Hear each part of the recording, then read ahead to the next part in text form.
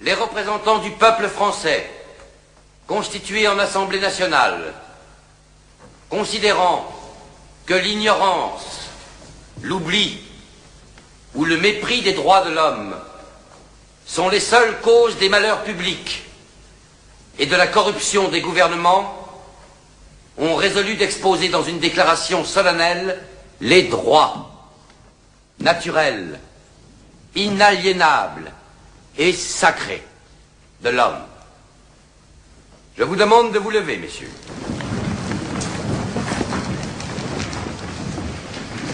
Article 1er.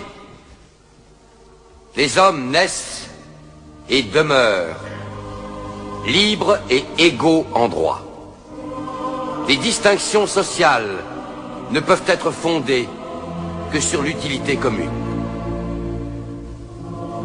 Ces droits sont la liberté, la propriété, la sûreté et la résistance à l'oppression. Le principe de toute souveraineté réside essentiellement dans la nation. La loi n'a le droit de défendre que les activités nuisibles à la société. Tout ce qui n'est pas défendu par la loi ne peut être empêché.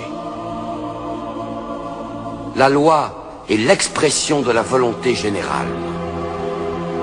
Tous les citoyens étant égaux à ses yeux, sont également admissibles à toute dignité, place et emploi public. Nul homme ne peut être accusé, arrêté, ni détenu que dans les cas déterminés par la loi. Tout homme est présumé innocent jusqu'à ce qu'il ait été déclaré coupable. Nul ne doit être inquiété pour ses opinions, même religieuses.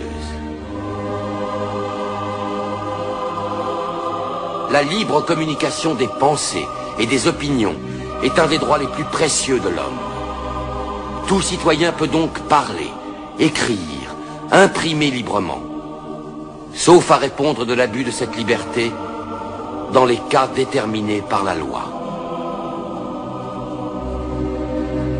La garantie des droits de l'homme et du citoyen nécessite une force publique.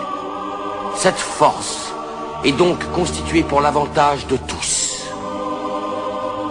La propriété étant un droit inviolable et sacré, nul ne peut en être privé, si ce n'est lorsque la nécessité publique, légalement constatée, l'exige évidemment.